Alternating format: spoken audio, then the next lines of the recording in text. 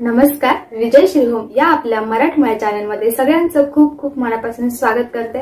आज आपण एक झटपट होणारा नाश्त्याचा प्रकार बघतोय, कसं बनवायचं ते म्हणजे सँडविच कसं बनवायचं ते बघतोय, म्हणजे मसाला सँडविच बघतोय कसं बनवायचं ते।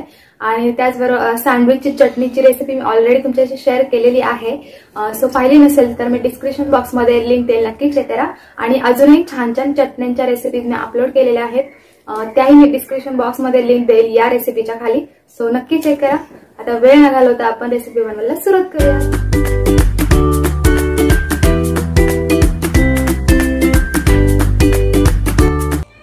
सो गाईज, इथे मी बटाट्याची चटणी ऑलरेडी बनवून घेतली होती, म्हणजे आपल्याला जो मसाला सँडविच बनवायचे त्यासाठी इथे मी 4 बटाटे उकडून घेतले होते। जिरी, मोहरी आणि कढीपत्ता आणि हळद याची फोडणी दिलेली आहे, बाकी काही केलेलं नाहीये। एकदम सोप्या साध्या सरळ पद्धतीने बनवली आहे।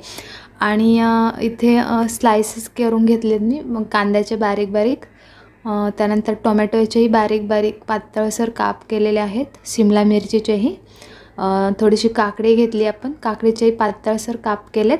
इथे तुम्ही बीटही घालू शकता।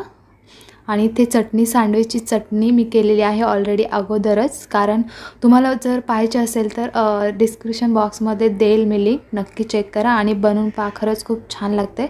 थोडासा सॉस आणि इथे बटर घेतलं आहे मी वितळून चांगला। आता इथे मी 2 स्लाइसेस घेतलेत पहिल्यांदा ब्रेडच्या, त्याच्यावरती बटर चांगलं पसरवून घेऊया आपण, दोन्ही स्लाइसवर पसरवायचं आहे।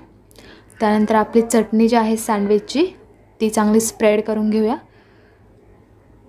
खूप छान, म्हणजे खूपच टेस्टी झालेली आहे चटणी, नक्की पहा लिंक आणि ट्राय करा घरी।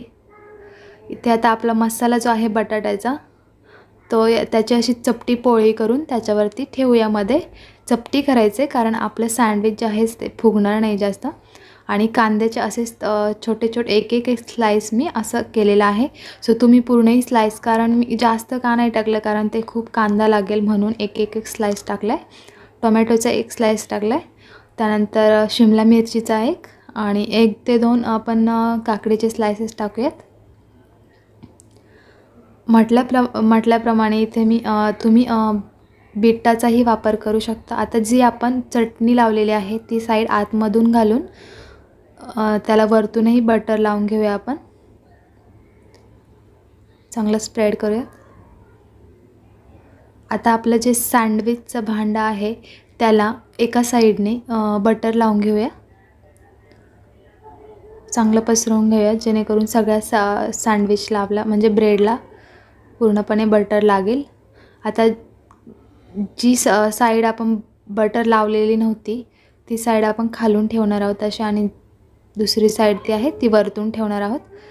आता बंद करून सँडविचचं भांडं बंद करून तव्यावरती गॅसवरती आपल्याला आलटून पलटून भाजून घ्यायचं आहे। जास्त वेळ अजिबात लागत नाही, इथे एकदम झटपट होते। हे बघू शकता आपलं झालंही आहे इथे सँडविच।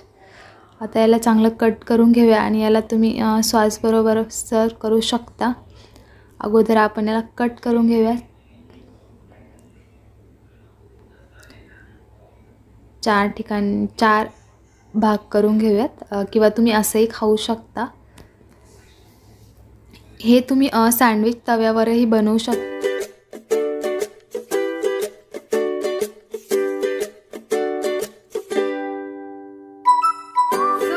कशी वाटली नक्की कमेंट्सद्वारे कळवायला विसरू नका। आणि अजून छान छान रेसिपीज पाहण्यासाठी आपल्या चॅनलवर नवीन असाल तर चॅनलला सबस्क्राइब नक्की करा आणि त्याचबरोबर बेल आयकॉनही क्लिक करा, म्हणजे अजून छान छान रेसिपी तुम्हाला पाहायला मिळतील। सो चला भेटूया अशाच एका मस्त रेसिपी सोबत, तोपर्यंत बाय बाय।